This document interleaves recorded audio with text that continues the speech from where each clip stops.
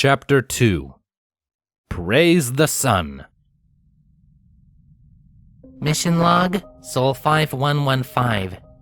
AOS undefined. Message received, source null. Yes, I agree with Starlight. It's definitely more than just magic feedback. The machine does seem to respond in some manner, though I'm not detecting anything right now. Partial command recognized. Detect. Attempting to run self-diagnostic followed by startup sequence. Ha! Told you!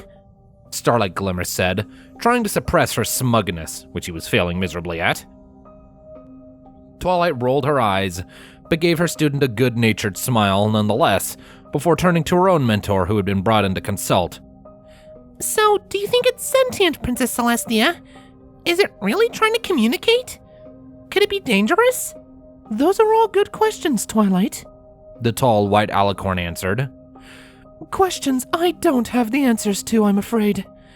I can only say that it doesn't have a magical signature of its own, and that I don't feel any evil intent. So I don't think it represents any danger, not by design at least. That's amazing in its own right, Starlight exclaimed. No magic!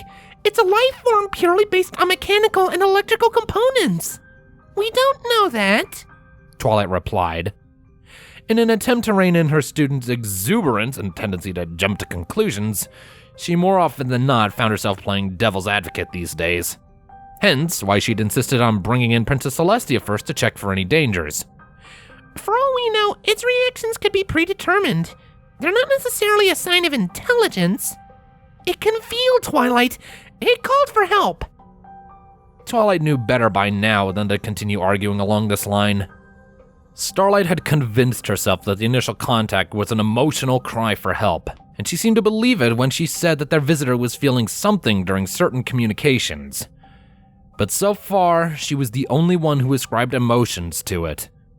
Twilight believed that Starlight believed it, but that didn't necessarily make it true.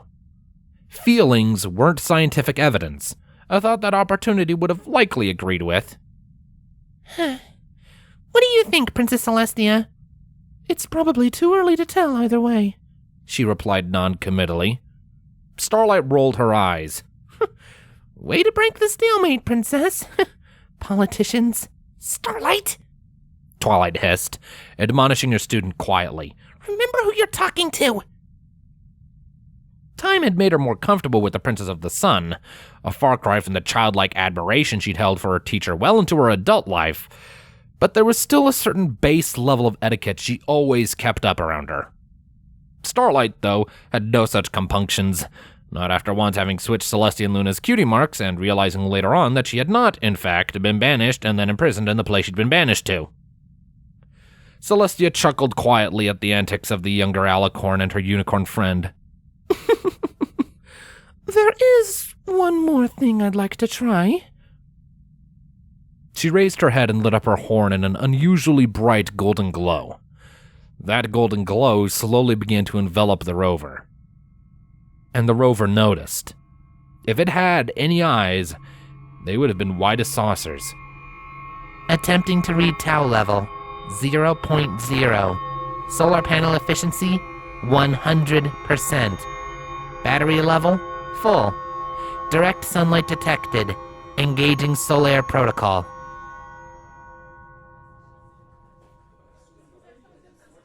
A universe away, in a backroom of JPL in Pasadena, a programmer with a sense of humor laughed.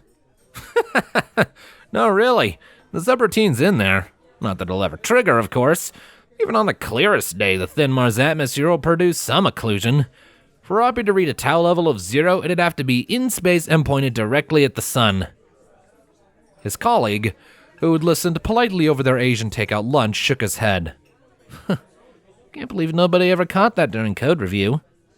The first man shrugged. I embedded it into startup routines. I mean, it's just an if statement and a couple extra lines anyway. Nobody would have looked twice at it. He sighed. I hope we hear back from her when the storm clears, even if it's just the standard ping. Yeah, well, here's hoping. Meanwhile, deep down in the server room, on a monitor that nobody ever looked at, A message popped up and just as quickly vanished. AOS MERB Direct. Message received, source MERB. Praise the sun. Status update not recognized. Disregarding message. MERB Direct, LOS.